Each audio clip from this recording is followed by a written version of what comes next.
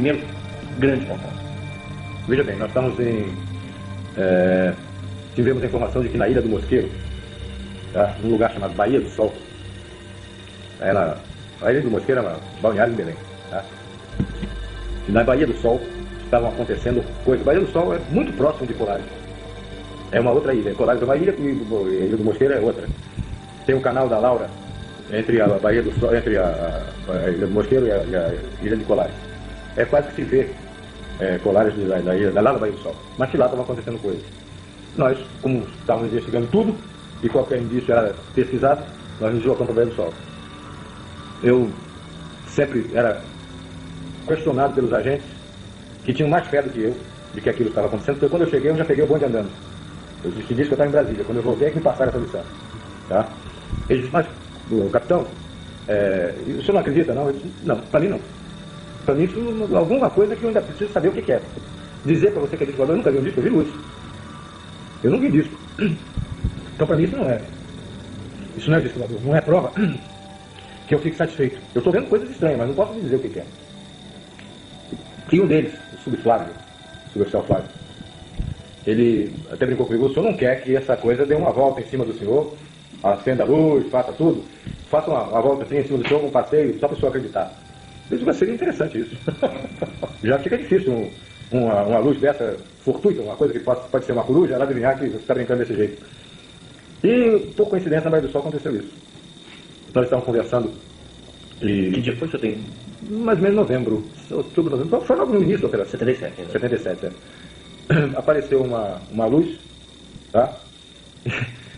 Veio de norte, no sentido norte-sul, na nossa direção, a média altura, tá?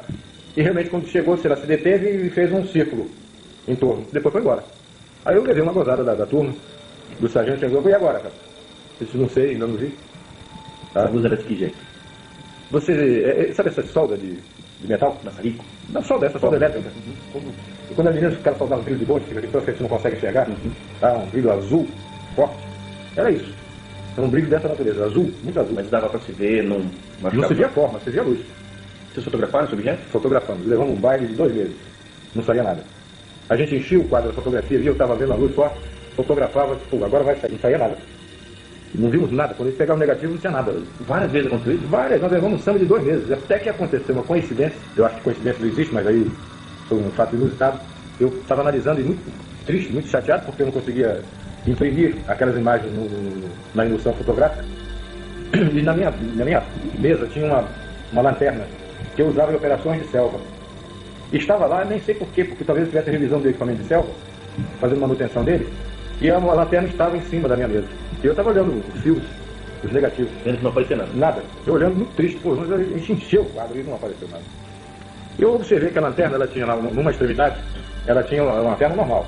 Na outra extremidade, a outra ponta, ela tinha uma capa vermelha, que servia para sinalização em selva, tá? Uma sinalização vermelha. Como você bota um sinal no carro, né? Aquela luzinha vermelha. Se você tirasse aquela capa, ela tinha uma tampa, ela tinha um vidro fosco. Eu olhei aquilo e me lembrei que os médicos examinam as radiografias no radioscópio, que é um quadro opaco, com luz por trás, e eles colocam a chapa radiográfica ali para examinar e para ver o contraste de luz e sombra, né?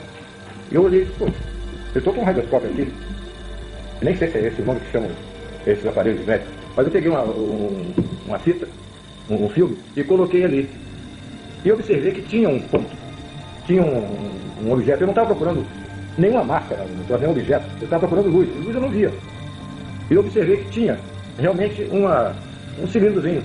Em todo o filme tinha aquele cilindro.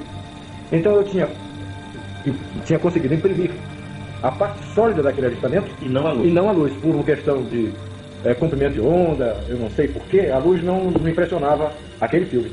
Mas a parte sólida, a sonda, que depois a gente veio concluir que seria uma sonda, era um cilindro, tá? Aquilo estava impresso ali. E não estava procurando cilindro, eu estava procurando luz. Eu ficava triste, que não via luz nenhuma. Porque está muito claro aquele filme, né? Vocês fizeram muitas fotografias? Fizemos muitas fotografias. Mais de 500. Quantas fotos de UFOs foram feitas? Quase todas tinham. 500? 500. E eram todas catalogadas?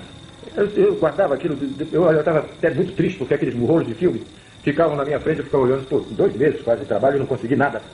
Não saía luz nenhuma naquilo. Eu estava procurando ver o que eu, no negativo, o que eu tinha visto. E não aparecia.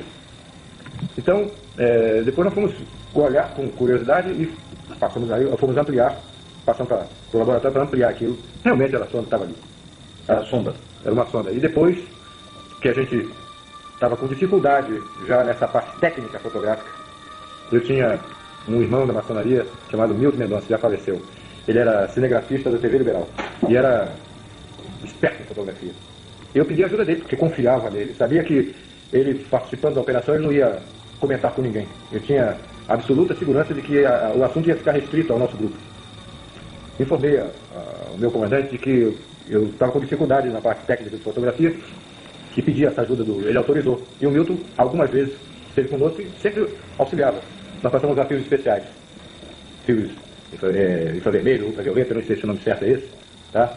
Mas passamos a usar fios especiais. Pedimos a Brasília e eles mandaram esse filme para nós. E o resultado passou a ser Bem melhor. objetos grandes. Já passamos a ver alguma coisa, fio, a luz, e outras formas que a gente nem imaginava que pudéssemos impressionar a emoção com essa forma. Esse objeto disso, qual era o padrão mais comum quanto à forma? Ou quais padrões apareciam e foram constatados por vocês? No início nós vimos o que todo mundo falava, inclusive o padre Alfredo Belaó, que morreu também, padre americano, que era o pároco lá de Colares. Ele me falava de uma sonda que ele tinha visto várias vezes, era como se fosse, e mais ou menos do tamanho de um tambor de óleo de 200 litros. Essa sonda voava com um voo irregular, ela não tinha um voo seguro, ela voava como se estivesse balançando. E emitia luz. E às vezes andava uma ou duas juntas. Saía de onde? Ia para onde? De repente a gente via a luz e ela vinha em cima normalmente em cima da equipe. Vocês chegaram a perceber algum tipo de interação em relação ao que vocês estavam fazendo e o próprio fenômeno? Algum tipo de reação do fenômeno em relação ao que vocês estavam fazendo? Uma coisa muito estranha, essa pergunta é muito interessante. Eles nos parecia que eles tinham absoluta certeza de nós estávamos. Eles não procuravam. Eles estavam em cima da gente. Depois de algum tempo que nós estivemos lá, vamos dizer depois de um mês, as coisas eram em cima da equipe. Eles já estavam em cima da gente, eles sabiam o que a gente estava fazendo. Você podia se deslocar, você estava aqui e ia para outro lugar. Lá que eles iam. Como se eles tivessem conhecimento da nossa movimentação, sabiam com segurança onde nós estávamos. E o que estavam fazendo? E o que estavam fazendo. Por exemplo, esse caso que eu te falei da Baía do Sol. Nessa época, o pessoal já está terminando a aula e aí fica muita gente na praia, né? À noite, o pessoal, a rapaziada, a juventude namorando. E vamos dizer, tem umas 100 mil pessoas ali na orla, no fim de semana. Pô, eles não apareceram em cima da gente, lá na Baía do Sol. Essa curva que fez em cima foi num lugar tudo escuro, não tinha mais ninguém, só estava nossa equipe lá. A coisa aí fez a curva em cima da gente. Eu ficava igual, e agora? Esse foi o primeiro grande acontecimento envolvendo o senhor? Foi o primeiro grande acontecimento, não digo grande, mas significativo. E daí, o que vocês fizeram? Voltaram correndo para a base? Nós passávamos a noite lá, só saímos de manhã. No dia seguinte? Eu conversei com o meu comandante, olha, a primeira coisa, que toda vez que ele perguntava, ele dizia não vi nada, vi luz. Mas eu relatei a ele que tinha acontecido uma coisa estranha. Teve alguma reação no seu organismo, algum problema resultante dessa observação? Nesse momento exato, não. O que a gente notou é que todos nós perdemos com o tempo, nós notamos que perdemos a acuidade visual. O óculos de um servia para o outro. Eu enxergava muito bem. Nessa época eu tinha 77, eu tinha 37 anos. Logo em seguida nós começamos a precisar de óculos, todos da equipe. Mas isso veio em razão de outras exposições que nós tivemos mais para frente. Coronel,